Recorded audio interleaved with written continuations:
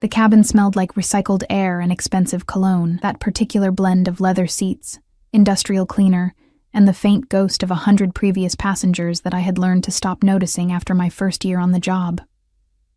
3 years of working transatlantic routes had a way of filing down your senses, until airports felt more like home than any apartment you'd ever rented, and strangers felt safer than anyone you'd ever loved. I liked it that way. I smoothed the front of my navy uniform jacket in the small mirror tucked inside the galley door, checking that my hair was properly pinned, that the small gold wings on my lapel sat level. Elena Marsh, the badge read. Not the name I was born with. Not the name I had carried for 2 years of a marriage that nearly destroyed me. Just Elena Marsh, a woman with a clean employment record, a modest apartment in Dublin, and absolutely no traceable past beyond 4 years ago. I had built that invisibility deliberately, the way you build a wall, one careful brick at a time. Elena, we're boarding in 10. Carla, my senior colleague, leaned her head through the galley curtain, her red lipstick immaculate as ever. She had the kind of cheerful efficiency that I genuinely admired, the sort that didn't require anything painful underneath it. Ready, I said, and I meant it. Flight DL 447, Dublin to New York, full cabin. Business class sold out entirely, which meant the next 8 hours would keep me moving. Drink requests, meal services, the careful choreography of attending to people who preferred not to acknowledge that you were a person at all. That was fine. Invisibility in both directions suited me perfectly. The economy passengers boarded first. The usual river of wheeled luggage and tired eyes. Families negotiating overhead bins.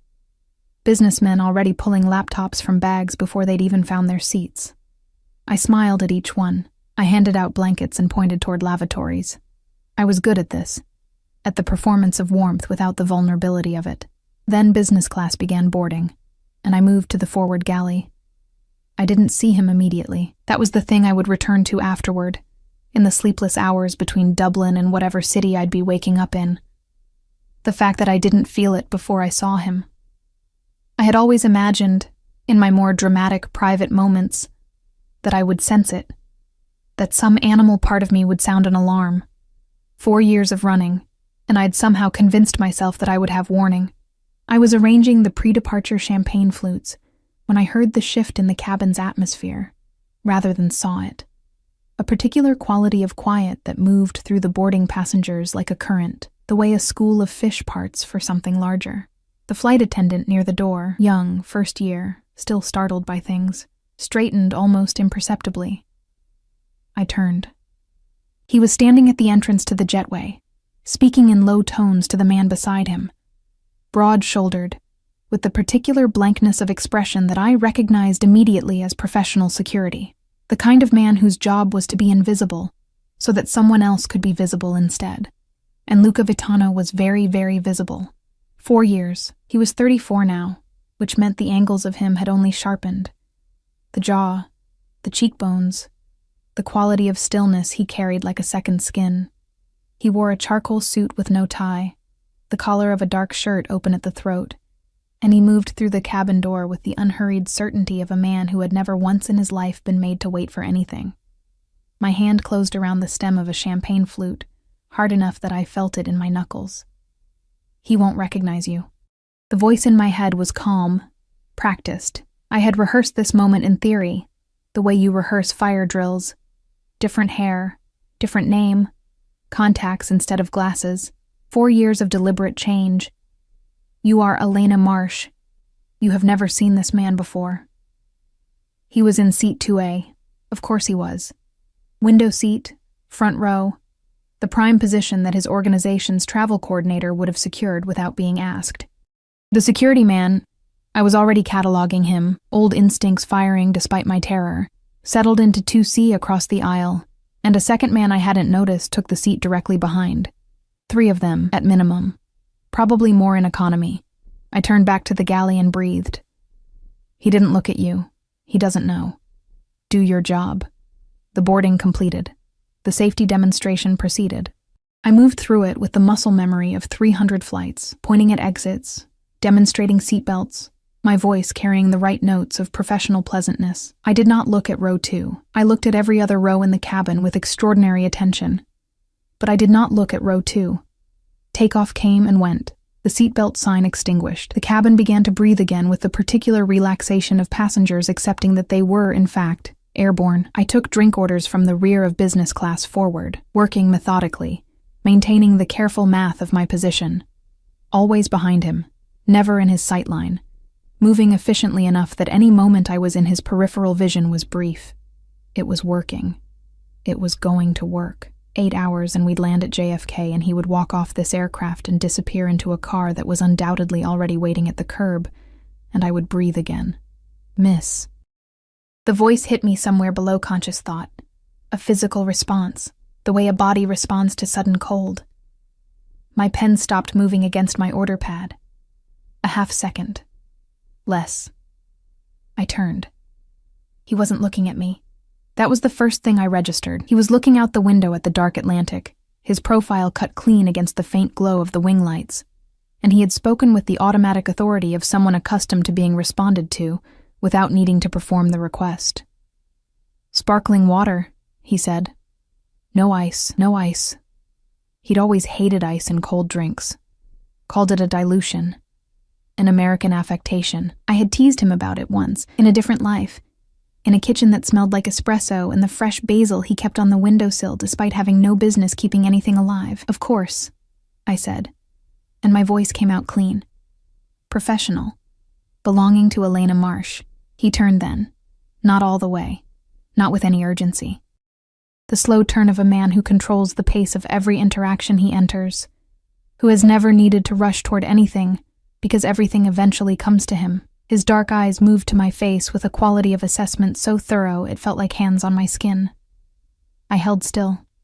I was good at holding still. I had practiced it. Something moved across his expression. Too fast, too controlled for me to name. And then his eyes dropped back to the window. "Thank you," he said. I walked back to the galley. I poured sparkling water. My hands were perfectly steady, and I hated them for it, because the steadiness was the only thing standing between me and the complete unraveling of 4 years of careful, costly survival. I brought him the water. I set it on the tray table without leaning close, without lingering, without committing any of the small errors that memory might make. He didn't look up. I returned to the galley, pulled the curtain, and stood in the small aluminum space with my back against the cold wall, counting my own heartbeats the way I'd learned in the very worst months after I'd run. Measuring them, proving I was still here, still intact, still free. 40 minutes later, Carla touched my arm with a small frown. "Elena, seat 2A is asking for you specifically." The water glass. I saw it before I reached him, turned over on its tray table, the sparkling water spreading in a slow pool across the surface, dripping over the edge onto the dark carpet below. His laptop was open, pushed back just in time. A drop of water had caught the sleeve of his jacket. It hadn't been there 40 minutes ago. The glass had been upright and half full. He looked up at me as I approached, and this time, there was nothing ambiguous in his expression. The control was still there, impeccable, immovable. But beneath it, in the particular way he watched me cross the distance between us, was something I recognized from 2 years of marriage and 4 years of nightmares. He knew. "I'm so sorry," I said, reaching for the spilled glass with hands that had decided on their own to shake. "I'll get something to clean, Elena," he said. Just that. My name. The wrong name, the safe name, the name I had chosen like armor, and something in the way he said it made it sound like he'd always known it. Like he'd been waiting, patient as stone, to say it in exactly this moment, in exactly this tone. The aircraft hummed around us. 30,000 feet. Nowhere to go. I had a strategy for crises. I had developed it carefully over 4 years of being a person who could not afford to fall apart, a sequence of small, executable actions that moved you through the moment before the moment could swallow you whole. Breathe. Focus on the immediate physical task. Say only what is necessary. Move. I pressed the linen napkin against the spilled water with both hands, keeping my eyes on the tray table, on the spreading damp, on the entirely manageable problem of a spilled glass, rather than the entirely unmanageable problem of the man watching me do it. "These things happen," I said, and my voice belonged to Elena Marsh, flight attendant. 3 years Dublin-based, no prior history. "I'll bring fresh napkins and have this sorted in a moment. Sit down, Mara." The name landed like a physical thing, my real name. The name only 4 people on Earth still knew. And 2 of them were dead, and one of them was my sister, who had been sworn to silence in a conversation that had cost us both more than I could calculate. And now Luca, who sat in seat 2A with his ruined jacket sleeve and his dark, patient eyes, watching me pretend that the name meant nothing. "I think you may have me confused with someone," I said pleasantly. I straightened. I reached for the wet napkin with professional efficiency. "I'll bring fresh—" His hand closed around my wrist. Not roughly. That was the thing about Luca Vitano that no one who hadn't lived inside his orbit would ever understand. He was never rough. Roughness was for men who needed to prove something, who operated from fear or anger, who hadn't yet learned that real power expressed itself in the opposite register entirely. His grip was gentle, almost careful, and completely immovable. "The scar," he said quietly. "Inside of your left wrist. You got it helping me move a broken picture frame the week we moved into the Palermo house. You called me irresponsible for not wearing gloves. You were right." The scar was small, a thin white line, 2 centimeters, barely visible unless you were looking for it. I had looked at it every day for 4 years and thought about covering it, tattooing over it, doing something to erase it, and I had never quite managed to. The man in 2C had not moved, but I felt his attention sharpen the way you feel weather change. I looked at Luca's face for the first time, without the protection of pretending I wasn't looking at him. He was the same. That was the worst of it. I had hoped, in the private way that you hope for things you know are irrational, that 4 years would have changed him enough to make him manageable, softer, perhaps, older in ways that diminished rather than deepened. Instead, he was exactly what he had always been, just more distilled, the patience more absolute, the stillness more complete, the dark eyes holding that particular quality of focused attention that had made me fall in love with him, and then, later, run from him as fast and as far as I could get. "Let go of my wrist," I said. He did. Immediately, without hesitation, which was somehow worse than if he'd held on. "Sit down," he said again. Not a command this time. Something quieter than that. "I'm working." "Mara. My name is Elena."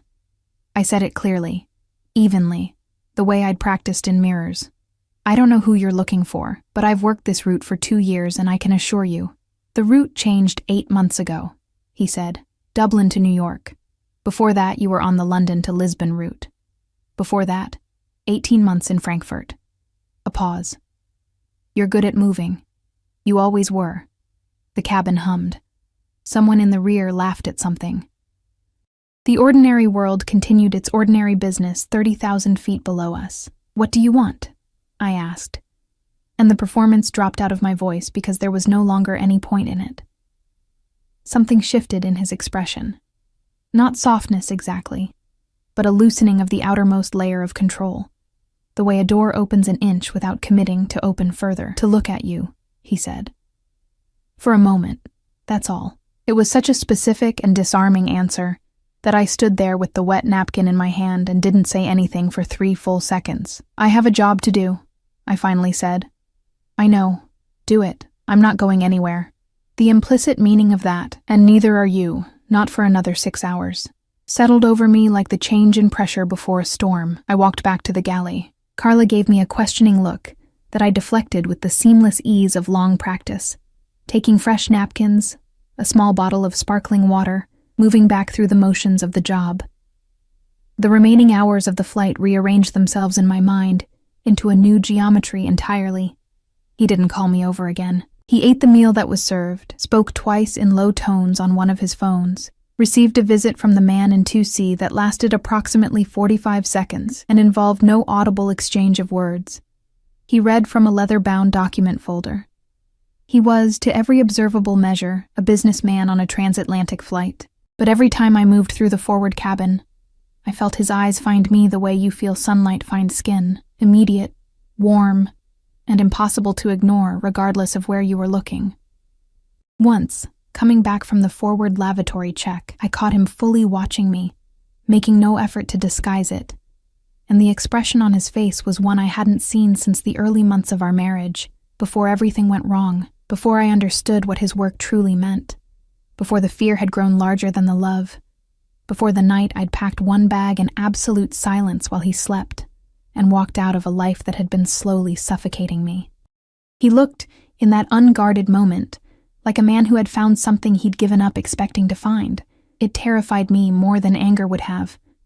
We landed at JFK at 6:14 in the morning, the New York skyline emerging from gray dawn in that particular way it had, announcing itself without apology.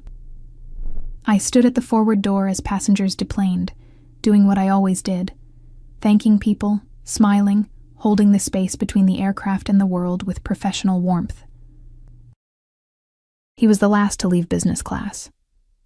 He stood, straightened his jacket with one small precise gesture, and picked up the leather document folder. The security men were already in the jetway. He walked toward me with that unhurried stride, and I held my position, chin level, hands clasped. He stopped directly in front of me, close enough that I could smell his cologne. Cedar and something darker, something I had no name for except that it had lived in my memory for 4 years without fading. "You look well," he said. "Thank you for flying with us," I said. A pause. He reached into his jacket pocket and produced a card, plain, cream-colored, a phone number and nothing else, and set it on the narrow ledge beside the door without touching my hand. "I'm in New York for 3 days," he said. I said nothing. "The choice of whether to disappear again is yours," he said, with a quietness that made it sound almost like a kindness, "but I want you to know that I found you once." Another pause. "I'll find you again."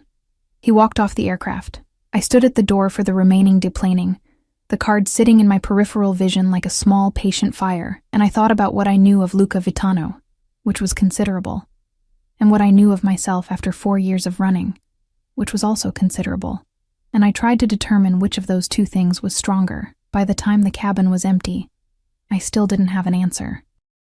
But I had picked up the card. Dublin felt different when I returned to it. That was the irrational thing. The city hadn't changed. The streets were the same wet gray they always were in November. The coffee shop below my apartment still burned its first batch of morning espresso at precisely 7:15, the smell drifting up through my kitchen window with faithful consistency. Nothing had changed. But I moved through my own life for the following week the way you move through a house after a break-in, touching familiar things and finding them subtly wrong, the ordinary rendered suspicious by the knowledge that safety had already been breached once. I had not called the number on the card. I had also not thrown the card away.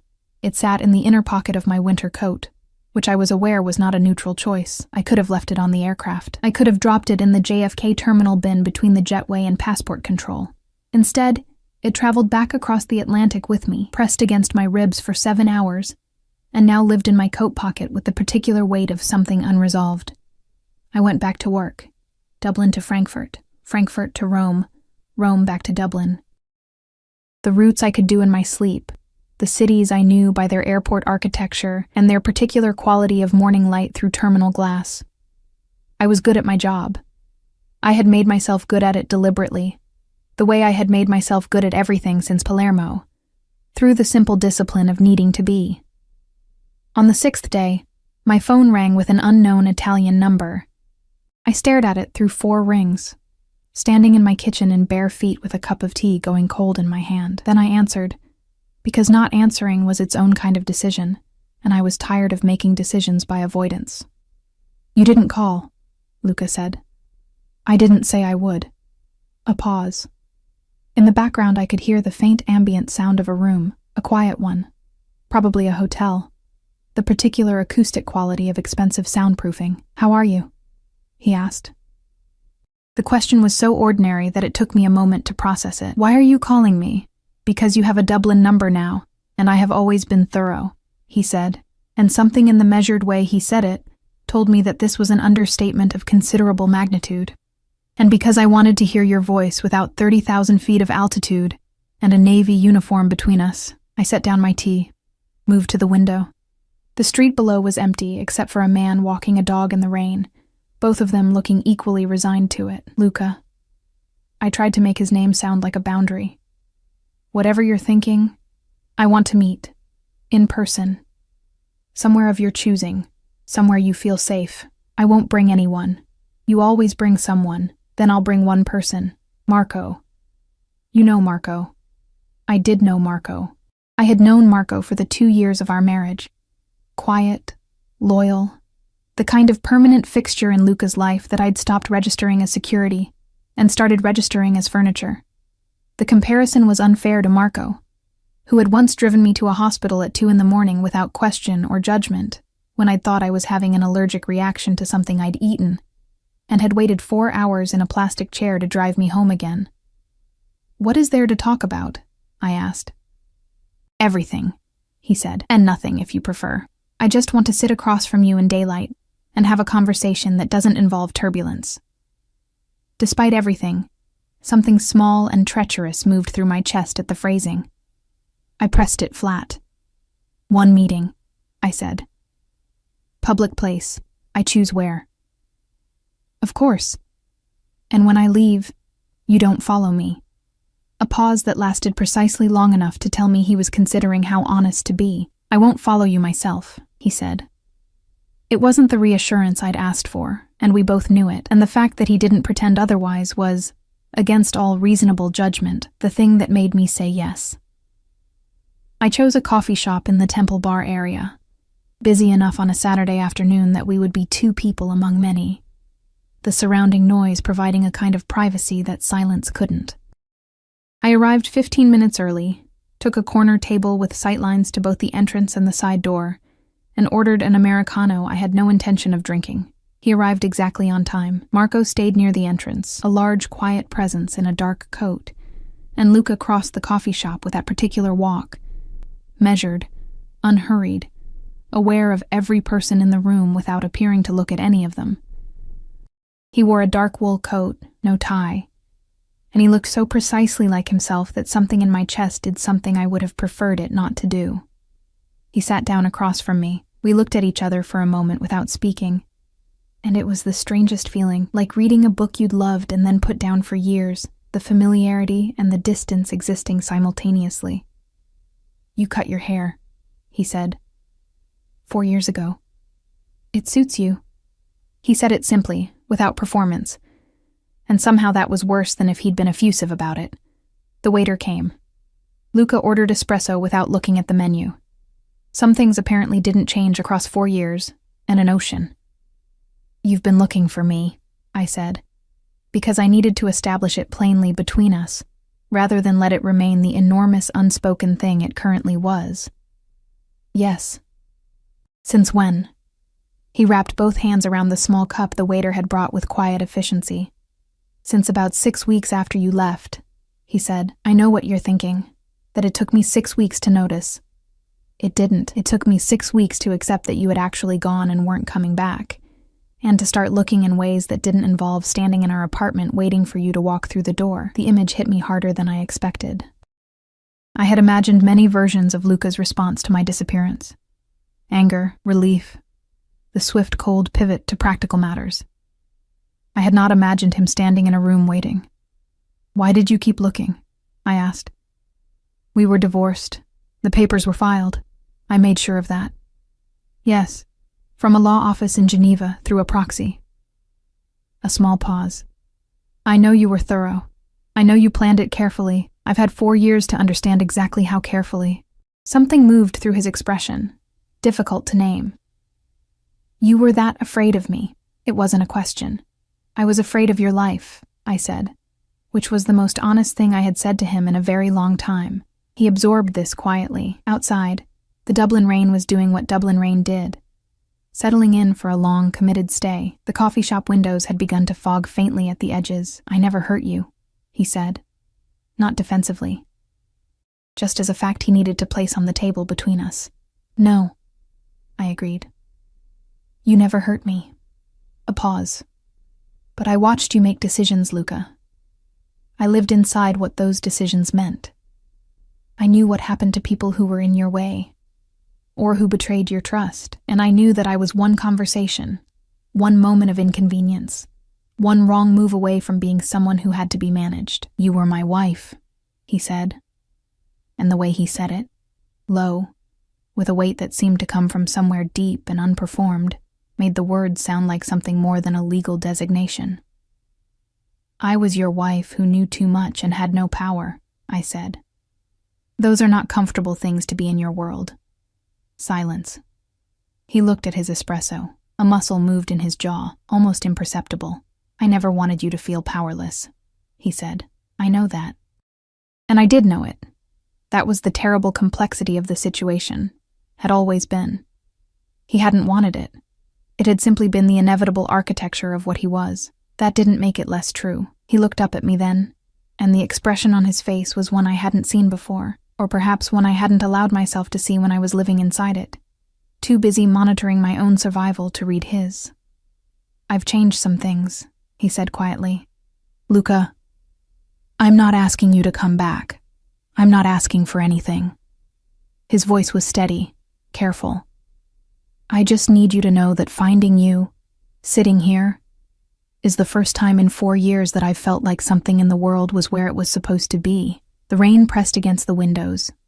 The coffee shop moved around us with its cheerful, ordinary noise, and I sat with the most dangerous man I had ever loved and felt. Despite every reasonable and well-earned instinct I possessed, something in me leaned toward the warmth of him the way a cold thing leans toward fire. I did not lean forward, but I did not leave. Not yet. The meeting in Temple Bar lasted 2 hours and 40 minutes.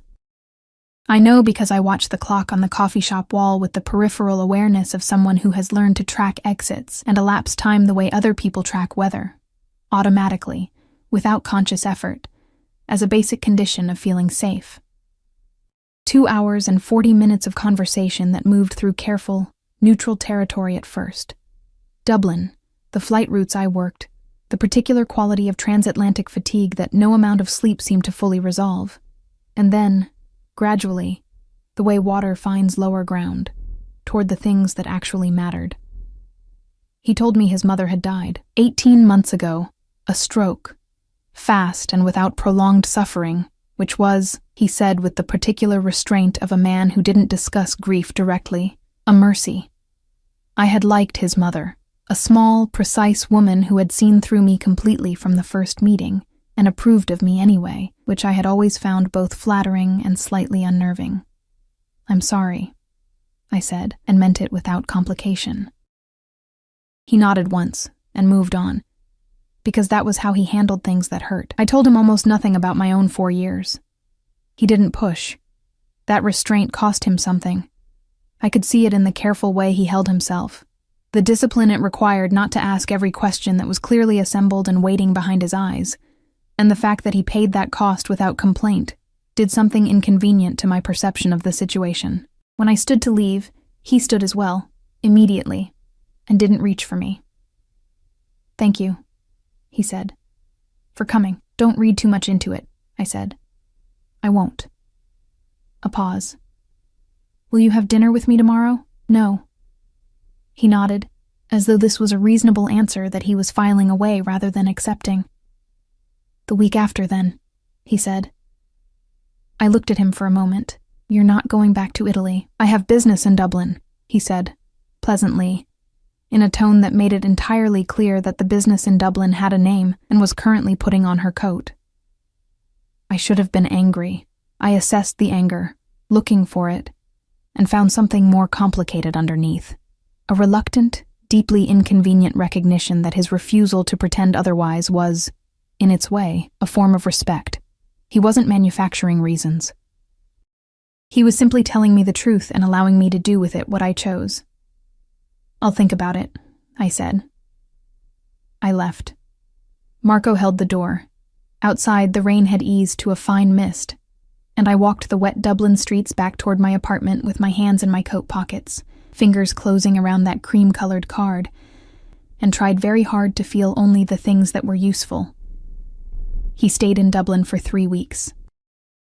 I learned this the way I learned most things about the situation, incrementally, through small, accumulating evidence rather than direct disclosure. The second meeting happened at a restaurant I'd suggested, small and unassuming, the kind of place where the tables were close together, and the noise level precluded private conversations, which I had selected deliberately. He arrived with Marco and a second man I didn't recognize who took a table near the door, and ate his meal with the particular focused efficiency of someone performing a function, rather than enjoying a dinner.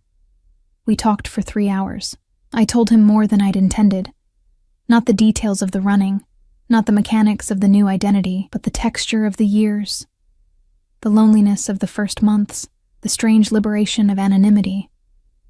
The way I had learned to make a life out of motion, to find something that resembled home in the rhythm of departure and arrival. He listened the way he always had, completely, with a quality of attention that made you feel, for the duration of speaking, like the most important thing in his world. It had seduced me at 26. At 32, knowing what I knew, it still reached something in me that apparently had not received the message about being careful. "You've been alone," he said at a pause. "I've been free," I corrected. "Those aren't opposites," he said. "But they're not synonyms either." I didn't answer, because he was right, and I didn't want to give him the satisfaction of acknowledging it. By the third meeting, a walk along the canal on a cold Tuesday afternoon, which I had suggested because open air and the ability to simply keep walking felt safer than enclosed spaces. Something between us had shifted into a register I hadn't planned for. Not reconciliation, not forgiveness, which was a different and more complicated currency, but something resembling honesty. The particular relief of speaking to someone who already knew the worst of what you were, and had continued anyway. It was on this walk that the situation clarified itself in a way I hadn't anticipated. We had paused near one of the canal locks, watching the cold green water, when a man appeared on the path behind us. Not one of Luca's. I knew his people by now with the instinct of old familiarity, moving with a purposeful quality that registered in my body before my mind caught up. Luca registered it at precisely the same moment. What happened next took approximately 4 seconds. Luca's hand was on my arm, moving me behind him with a firm, seamless motion that brooked no discussion. Marco materialized from somewhere I hadn't tracked him, placing himself between us and the approaching man, and the second security presence. The one I'd started privately calling the Shadow because he was always there and never visible, stepped into the path in a way that stopped it entirely without any discernible physical confrontation. The man turned out to be a tourist who was lost and wanted directions to the nearest Luas stop, which Marco provided in helpful and complete English, while I stood behind Luca's shoulder with my heart doing something dramatic against my ribs. After the tourist wandered off, Luca turned to look at me. "I'm sorry," he said. Reflex.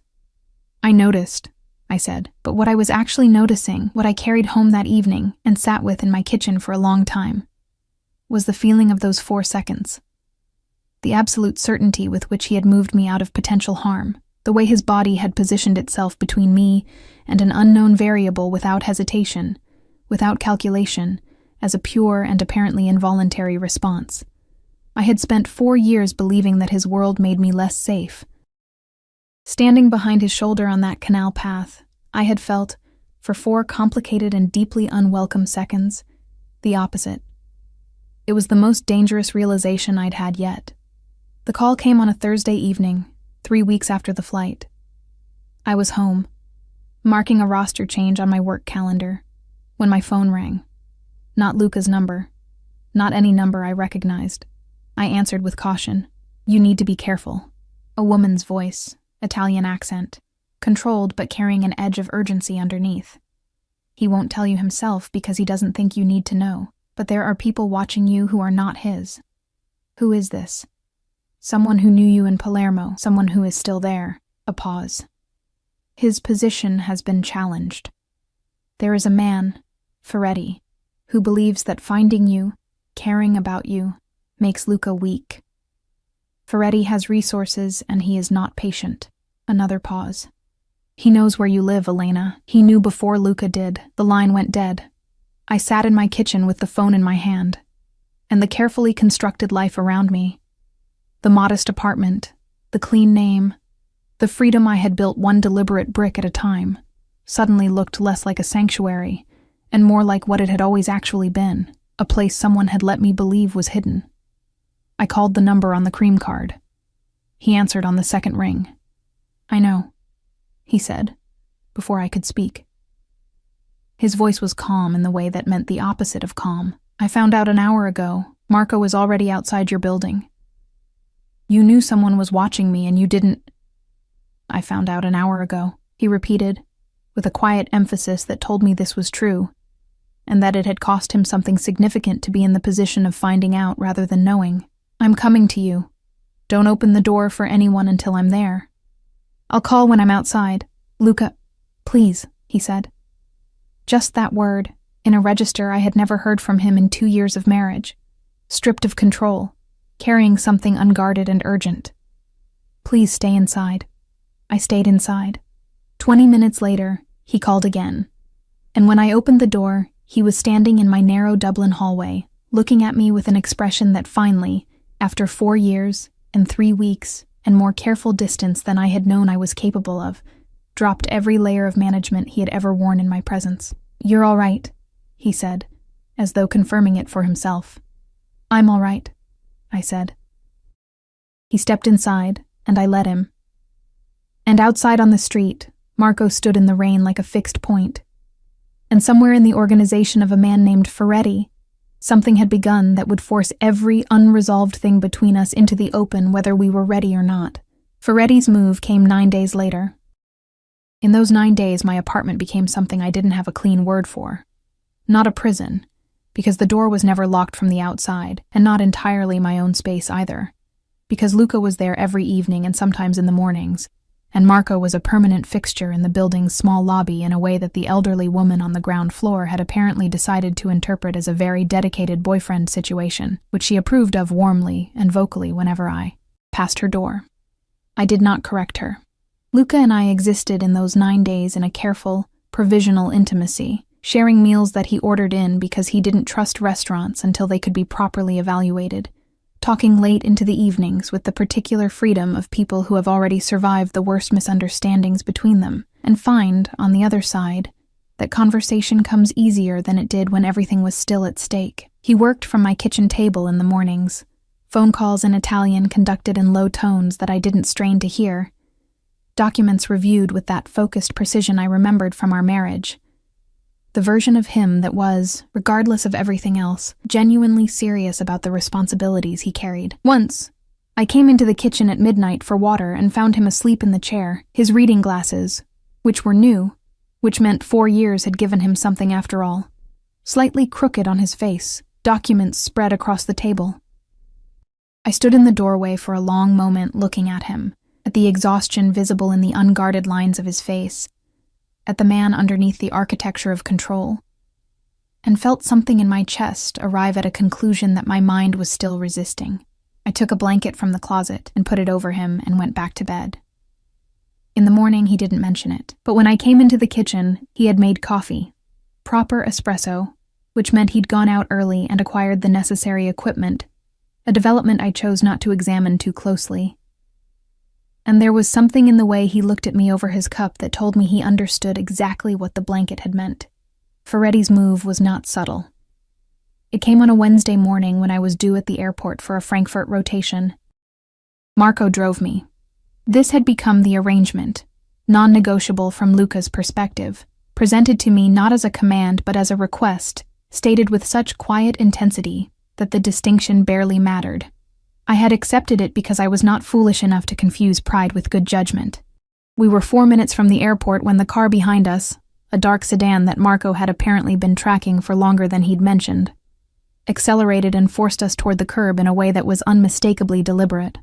Marco handled it with a professional competence that was genuinely impressive, keeping the vehicle controlled, and I had my phone out before we'd fully stopped, calling Luca before Marco had even said a word, because 4 years of careful survival had given me certain reflexes. Luca answered in one ring. "I know.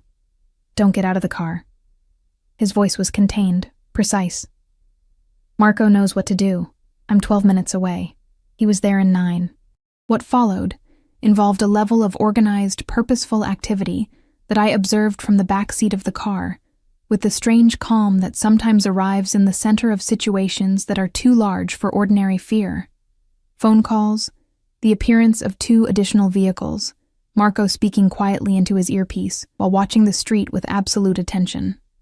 Luca came to my window, crouched down to my level, which I registered as a deliberate choice, making himself smaller, meeting me where I was. "You're not hurt," he said. "I'm not hurt." His eyes moved over my face with an attention that had nothing professional about it. Then he reached through the open window and took my hand. Not urgently, not dramatically, with the same careful deliberateness he'd been applying to everything since Dublin, and held it for a moment. "This ends today," he said. I won't detail what happened with Ferretti. Partly because I wasn't present for it, and partly because the version of myself I had built over 4 years, the one who valued clean hands and clear distances, needed not to be present for it. What I know is that by evening the threat was resolved in the permanent way that threats in Luca's world were resolved, and that the particular fear I had carried for 9 days lifted with a completeness that told me it was genuinely gone. Luca came back to my apartment at 10 o'clock that night. He looked tired in a way that went beyond physical, the tiredness of a man who has done what his world required and carries the weight of it without complaint, and without pretending it weighs nothing. I had made dinner. Real dinner, not ordered in, pasta, the simple Roman way he'd taught me in the kitchen of the Palermo house in the first year of our marriage, before everything became complicated. It was a deliberate thing, that dinner. A statement I couldn't quite make in words. He sat down across from me and looked at the table and then at me, and for once the layers of control were simply not there, not managed away, not disciplined into submission, just genuinely absent, the way a coat comes off when you're finally home. "Mara," he said. "Elena," I said quietly. "I need to stay Elena. The name, the life. I've built something real here. I need you to understand that." He nodded slowly. "Elena, then." He tried it. "It suits you. Both of you. Whoever you've become." "I've become someone who isn't afraid," I said. "I need that to stay true. I know." He looked at his hands on the table, then back at me. "I've spent 4 years understanding what I built that fear into, what I allowed to grow around you without seeing it clearly." A pause. "I'm not asking to go back to what we were. That version of things wasn't right for you. I can see that now in ways I couldn't then." "What are you asking for?" I said. "Something different. Something built differently from the beginning, with you having every exit clearly marked and every door unlocked." He held my gaze with a steadiness that I recognized as costing him. Vulnerability was not a currency he spent easily. "I'm asking if that's something you'd be willing to try to build." The Dublin night pressed against the windows. Somewhere below, Marco was probably standing in the rain with his quiet, faithful competence. The pasta was going cold, and neither of us was eating it. I thought about 4 years of motion. The cities and airports and recycled air, the careful anonymity, the freedom that had been real and necessary, and that had also, if I was honest in the way that this moment seemed to require, been a different kind of cage, one I'd built myself for good reasons, but a cage nonetheless. I thought about a canal path and 4 seconds of his body between me and an unknown danger, a blanket over his shoulders at midnight, coffee made before I woke, a hand through a car window, steady and unhurried, meeting me exactly where I was. I thought about who I was at 32, not the frightened woman who had packed a single bag in silence, and not the ghost of Elena Marsh either, but someone forged from both, harder and clearer, and more certain of her own edges than she had ever been. "I'm not moving back to Italy," I said. "I know, I keep my job, my name, my apartment, whatever you need. And if I decide at any point that it's not working, if I feel that fear come back, I leave, without negotiation, and you accept that." He was quiet for a moment. Then, "Yes, on the condition that you tell me first. Give me the chance to understand what I've done wrong before you go." A pause. That's all I needed, 4 years ago. The chance to understand. It was such a reasonable and painful thing to say that something behind my ribs ached with the truth of it. "That's fair," I said. He exhaled. Slow, controlled, but carrying the release of something long held. And then he reached across the table and picked up his fork and served himself pasta, and looked at me with something that on any other man I would simply have called happiness, but on Luca carried the particular quality of a man who has found, against considerable odds, exactly the thing he had stopped believing he deserved. I picked up my own fork. We ate dinner in my Dublin kitchen with the rain on the windows and Marco downstairs, and the whole complicated truth of what we were to each other sitting openly on the table between us. Not as a weight, not as a wound, but as something that had finally been allowed to simply be what it was. In the months that followed, we built what he described, carefully, imperfectly, with genuine difficulty and genuine honesty in roughly equal measure. He divided his time between Dublin and Italy, arriving in a car that Marco drove, and leaving the door of my life always, demonstrably, unlocked. The fear did not come back, not because the complexity of his world disappeared, but because I was no longer inside it as a person without power, without voice, without the ability to leave. I had all three. The having of them changed everything. I kept flying. Transatlantic routes, the recycled air, and the altitude, and the extraordinary, ordinary miracle of moving through clouds at speed. I loved it still, loved the life I'd built inside it, and it remained mine in the complete way that things are yours when you've chosen them freely, rather than arrived at them by necessity. My sister came to Dublin the following spring. Sat in my kitchen, the same kitchen with new plants on the windowsill and Luca's espresso equipment on the counter, and looked at me for a long time before saying anything. "You look like yourself," she finally said. "The self I was worried we'd lost." "I think I found her somewhere over the Atlantic," I said. 30,000 feet up of all places. She laughed. Then she looked at Luca's jacket on the hook by the door, and at the 2 coffee cups already on the table, and raised an eyebrow. "He found you first," she said. "He did," I agreed, "but I decided to stay. That part was mine." And it was. After everything, the running and the hiding and the finding, the fear and the distance, and the slow, careful work of building trust from wreckage, the decision to remain was mine, made freely by a woman who knew her own exits and had chosen not to take them. That, in the end, was the only version of the story worth telling.